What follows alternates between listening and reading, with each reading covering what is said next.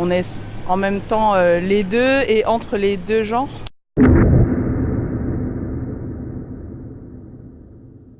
Cinéma à présent, car demain sort sur nos écrans The Danish Girl. Enfin, par exemple, un homme qui s'habille en femme et une femme qui s'habille en homme, ça se fait pas trop, j'ai l'impression. Histoire du premier transsexuel opéré dans le Danemark des années 30. En fait, le mot trans pour moi, c'est quelqu'un du coup qui qui change de sexe parce qu'il ne se sent pas forcément bien dans sa peau du fait du sexe qu'il a acquis en fait à sa naissance. Avec Hollywood, donc, c'est la question de la transsexualité qui vient au cinéma.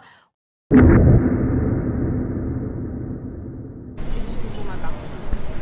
pas que je le sache en tout cas.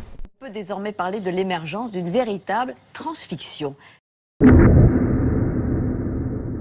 Ça peut être discrimination verbale jusqu'à la violence physique. Je peux te demander un service? Tu n'en parleras à personne. Bonjour.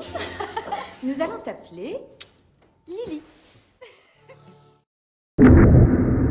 Si on fait une demande auprès des autorités compétentes, de la mairie ou de la préfecture de police. Non, je sais pas du tout, je pense que ça va être hyper compliqué, En 2014 et 2015, les trans ont explosé dans la fiction, cinéma, séries télé, mais aussi télé-réalité. C'est barbare parce qu'au final c'est un peu nous caractériser comme des animaux. Je suis pas d'accord, je vois pas pourquoi la personne doit être stérilisée. The Danish Girl, blockbuster hollywoodien, histoire de Lily Elbe, première trans connue, opérée en 1930, achève d'en faire une problématique grand public.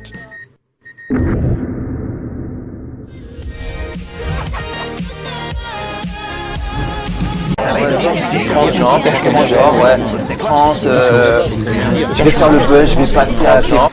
Notre invité ce soir est le professeur René Cusse, chef de service d'urologie à l'hôpital La Pitié à Paris. Professeur, aujourd'hui vous avez fait à l'Académie de médecine une communication sur le transsexualisme. En 60 ans, on m'a appelé Jean-Pierre. Bonsoir Agnès. Ah oui, c'est moi. Je te reconnais. Je savais même pas, honnêtement, je savais même pas que c'était un transsexuel. Alors nous, on a des réactions bêtes et méchantes. C'est important pour vous? Ouais. Alors est-ce que d'abord vous pourriez nous dire ce qu'est véritablement le transsexualisme et combien de personnes cela concerne en France? Ça va être difficile, à moins que peut-être on ait un transgenre ou je ne sais quoi. Même si t'as changé, je t'ai reconnu tout de suite. Maintenant je suis une femme. Ouais, transgenre, transsexuel, ouais. Trans, je vais faire le buzz, je vais passer à TPMP, Hanouna il va m'appeler. Oh, meuf.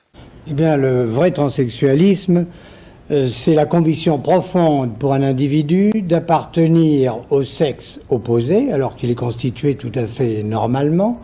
Je suis née femme dans un corps d'homme. Alors Laure, il y a quelques années, vous étiez un jeune homme, ou plutôt une jeune femme dans un corps d'homme. C'est important de mettre cette nuance, je sais que c'est important. J'explique aux anges que je suis une femme, mais que je suis née dans un corps de garçon. Je savais que t'étais une meuf super cool. Vous êtes également transgenre, comme Laure, et vous aussi, vous allez nous livrer des témoignages très forts sur votre combat pour changer de sexe. Et un désir intense de modifier son aspect physique. Comment vous décririez, comment vous retraceriez la vie que vous avez menée dans la peau d'un homme pendant près de 60 ans? Il me sort, tu vas nous dire que t'as un zizi. Il voulait tout simplement faire rire la galerie en m'humiliant. Ok. Mec, c'est un travelot. Je suis pas d'accord. Aussi, vous l'avez senti toute jeune. Avant, vous étiez Thomas, Lucie. Et toute jeune, vous sentiez déjà que vous n'étiez pas dans le bon corps. Donc une transformation de son aspect physique dans l'autre sexe, associée bien entendu à une révision de son état civil pour être intégré dans la société. Et elle disait oui, il faut que je gère mes réseaux sociaux parce qu'après mon aventure, je vais faire grave le buzz, premier candidat trans ou je sais pas quoi là. En tout cas, France 2 se mobilise autour de ce sujet, puisque outre notre émission, ce soir il y aura un téléfilm qui sera diffusé. Jusqu'à quel âge? Jusqu'à 37 ans. Qu'est-ce qui s'est passé alors à 37 ans? Pendant 37 ans, vous avez été Jennifer? Oui. Et après, il y aura un débat animé par Julien Buget. Donc, il ne faut absolument pas rater cette journée spéciale qui essaie de faire avancer les mentalités, puisque c'est une des vraies missions du service public aujourd'hui. Je peux rien. Hein. d'accord si t'étais revenu en homme, mais là...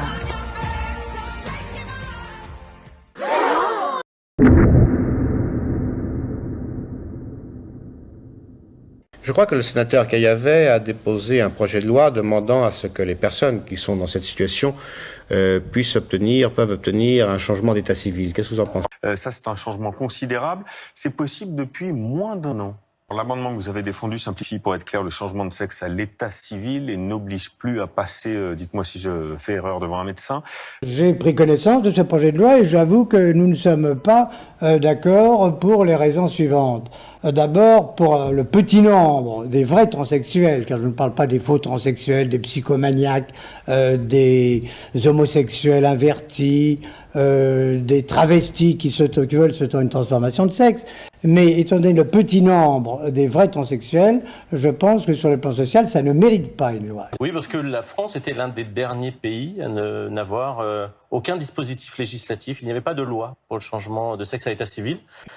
Jusqu'en 92 d'ailleurs, il n'était même pas possible de changer de sexe à l'état civil puisque la Cour de cassation a changé sa jurisprudence en 1992 parce que la France a été à l'époque condamnée par la Cour européenne des droits de l'homme. Et qu'il serait capable de faire naître des vocations chez des déviants qui hésitent comme ça et qui augmenteraient considérablement, ce qui n'est pas du tout souhaitable dans notre société, le nombre de ces transsexuels qui ne sont pas des vrais transsexuels. Est-ce que ça a été un combat compliqué à mener à l'Assemblée nationale? C'était un combat compliqué parce que d'abord c'était une initiative parlementaire. Mais dont le but est parfois et surtout actuellement de créer une prostitution masculine en pleine efflorescence contre laquelle nous voulons lutter. Lorsque nous voudrions, pour ces vrais transsexuels, pour leur rendre le service qu'ils méritent, eh bien créer des centres d'accueil d'identification sexuelle. En plus, ce que nous proposions, ce nouveau dispositif législatif pour changer le sexe à l'état civil dans notre code civil n'avait pas la faveur des associations qui voulaient, elles, une reconnaissance directement devant l'officier d'état civil, c'est-à-dire devant monsieur le maire, et n'avait pas non plus la faveur du gouvernement qui ne voulait pas forcément voir ce sujet arriver dans l'hémicycle. Pour pouvoir permettre de faire le diagnostic entre eux et les autres faux transsexuels et qui nécessiterait des pluridisciplinaires, des médecins gynécologues, des psychiatres, des urologues, des chirurgiens plasticiens surtout, qui seraient un peu officialisés. A Barbara Walters special. What is a man? What is a woman?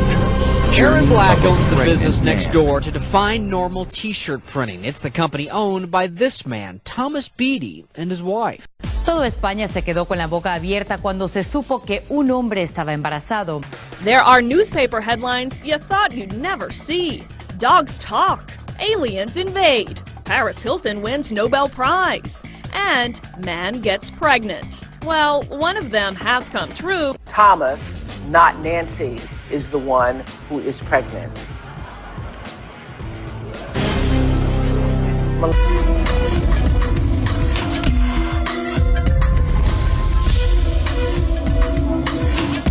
Siempre en el ámbito internacional, pero con un tono completamente diferente. Thomas Beatty, que se hizo mundialmente conocido por ser el primer hombre en quedar embarazado.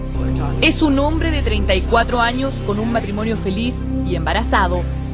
Empeñados en conseguir la prueba, lo acompañamos al laboratorio donde se hizo el examen de sangre que mide la hormona del embarazo. Está feliz de ser un padre capaz de experimentar el embarazo, porque dice tener un hijo no es una necesidad de la mujer, sino que es parte del ser humano. ¿Conclusión? Conclusión, estoy embarazado. Una conclusión que ya sabíamos.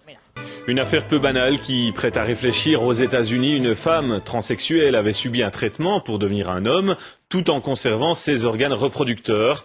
Thomas mettra au monde sa fille le 3 juillet prochain. Thomas Beatty a livré son témoignage à un magazine américain en ligne. Y es que vamos a hablar del primer hombre embarazado español, está embarazado de gemelos y Rubén nos acompaña hoy aquí, se sienta en nuestro plato. ¿Cómo estamos, Rubén? Muy buena. L'Américain est né femme, il est bientôt futur papa. Pour la première fois, un transsexuel américain, femme devenue homme après un traitement, va en effet accoucher. Y teniéndote aquí, te lo digo muy cerca, y además es que yo creo que entras en una contradicción. Yo con todos mis respetos hacia tu libertad, Rubén, yo creo que tienes un lío mental muy grave. Il vit dans l'Oregon et a épousé sa femme après son changement légal de sexe. On s'y perd un peu nous-mêmes. Inédit. Voici le récit exclusif de l'extraordinaire aventure de Thomas. Je vais avoir un bébé. Il est tombé enceinte. Tous nos repères sont un peu chamboulés. Qu'est-ce que ça me fait d'être un homme enceinte? Je me sens comme un convoyeur qui prêterait son corps temporairement pour donner la vie. Toutes les familles sont différentes et on est l'une d'entre elles. On essaie juste d'être heureux.